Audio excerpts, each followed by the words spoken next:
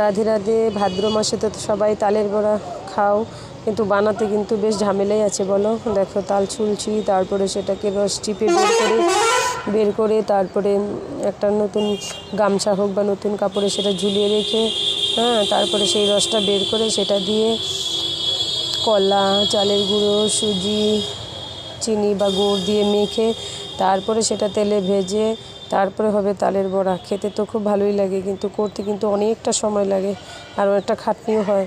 সংসারে সব কাজ সেরে তারপরে আবার এই মাঝে মধ্যে এই বাড়তি ঝামেলা। যদিও সেটা সবসময় করা হয় না, ভাদ্র মাসে 2-3 দিন করা হয়। ভাদ্র মাসেই তাল পাওয়া যায়, তালের বড়াটা ভাদ্র মাসেই বেশি হয়। আমার তো আবার খেতে খুব ভালোই লাগে করতে, যদিও একটু ঘন ঘন নিয়ে আসলে মনে মনে রাগ ওঠে যে আজকে আবার করতে হবে, পরিশ্রম হয়, কিন্তু খেতে কিন্তু বেশ ভালোই লাগে। আমি ভালোই বাসি তালের বড়া। আমার বর মেয়ে ওরা আবার দুধ দিয়ে তালের ক্ষীরটা ভালোবাসে। দুধ দিয়ে জাল করে ক্ষীর তৈরি করলে নারকেল দিয়ে কিশমিশ বাদাম টাদাম দিয়ে এটা ভালোবাসে। আমার আবার বড়াটাই বেশি ভালো লাগে, সুন্দর। কিন্তু করতে তো সেই খাটনি। দেখো যে রস চালা হলো, এখন এটা একটা আমি নতুন গামছার মধ্যে নিয়ে ঝুলিয়ে রাখবো কিছুক্ষণ, তারপরে সেখান থেকে একটু তিতার রকম রসটা বের হয়ে চলে যাবে, নিচে পড়ে যাবে। তারপর মেন খাঁটি রসটা থাকবে গামছায়, সেই রসটা ঢেলে তারপরে সেটা দিয়ে তালের বড়া তৈরি করব।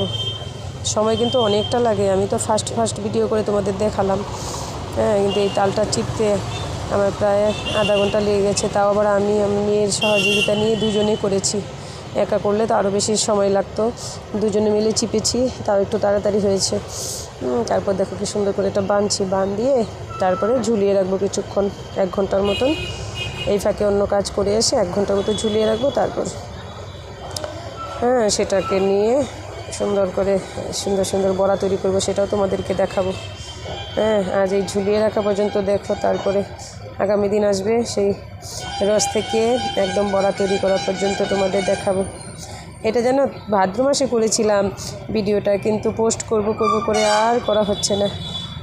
আজ ভাবলাম না, অনেক দিন হয়ে গেছে, তারপর কোনদিন মোবাইল থেকে ডিলিট হয়ে যাবে আর করাই হবে না, তাই আজকে করলাম।